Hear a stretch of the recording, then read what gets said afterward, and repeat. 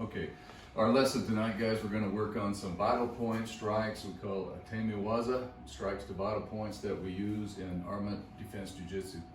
And tonight we're going to look at 3 techniques against a 2-hand lapel grab.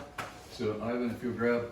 Now when you get a guy who's grabbing your lapels, especially if he's a lot bigger than you and his arms are longer and maybe stronger than you, a little bit hard to get in right away and grapple if he's holding you back, stiff arming you. So we're going to use these strikes to bring him down, bring him into my range, and weaken him, stun him up a little bit. And this first technique, I'm going to use 3 points that obtain that objective. First thing I'm going to do, slide your left foot back, Ivan. I'm going to sweep inside the lower leg, striking a point called spleen 6. It's just a little bit above, about an inch above the medial ankle, the inside ankle bone, medial malleolus. So when I kick that, his leg goes out, he comes down. And then I'm going to follow that with a hammer fist or just a forearm strike right below the bend of his elbow here on the radial nerve. That's called the lung 5 point. And look what it does. It brings his head right in front of me, rotates his head out a little bit, and exposes the mastoid bone. I'm going to strike just below that. That is a area called the occipital triangle. And in that triangle are the occipital nerves. It's a pressure point we call gallbladder 20, great knockout point. So putting it all together, he grabs, my hands go up. I'm going to sweep kick, strike down, bam. All right, right at the gallbladder 20 point, okay? A little faster. Here, 1, 2, 3. Very good, okay? Now just let it roll. All right, the next technique, still working on 2-hand lapel grab. On this technique, I'm going to utilize that lung 5 point again. I'm just going to, let's turn, maybe you can see it better. I'm going to trap down on that lung 5 point, just below the bend of his elbow. Just strike down and trap it down. Just bringing his head down, leaning him out a little bit. At the point that I strike down, I'm going to angle out to the outside of that foot.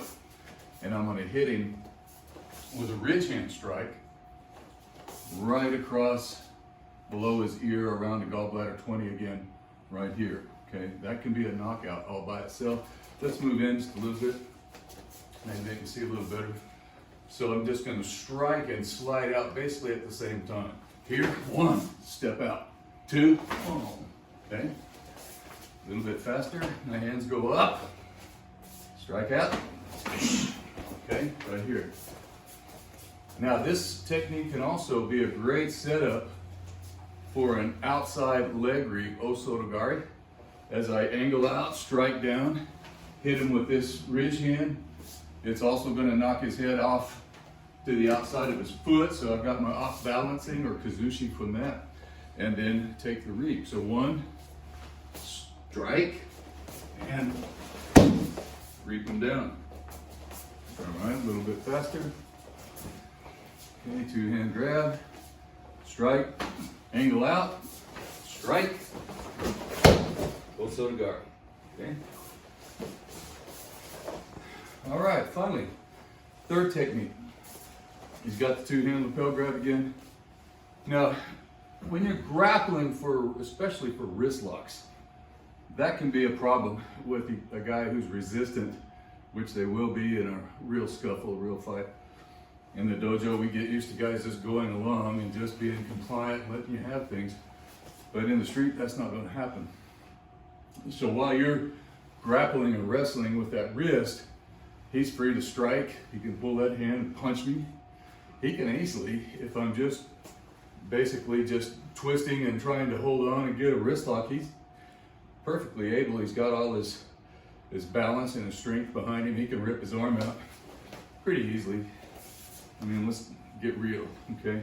So using an atemi or strike to a vital point, this time we're going to go right in the solar plexus, a point called conception vessel 16, and just right in there.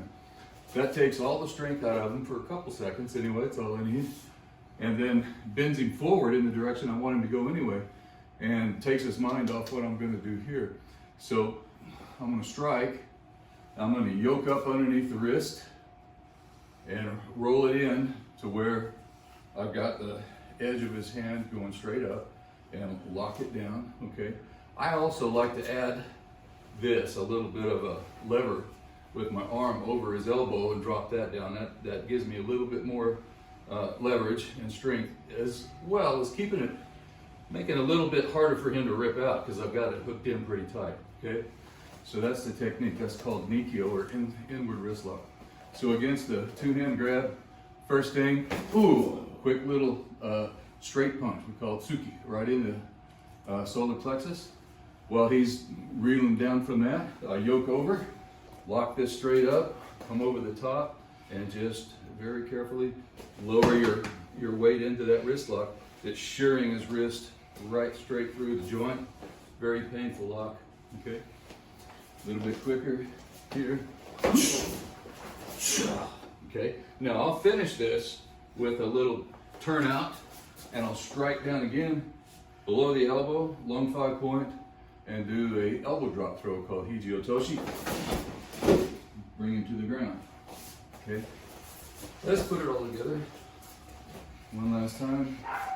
Here, Tsuki. I've got the wrist yoke over the top, lock down, turn out, Hiji Otoshi. Okay.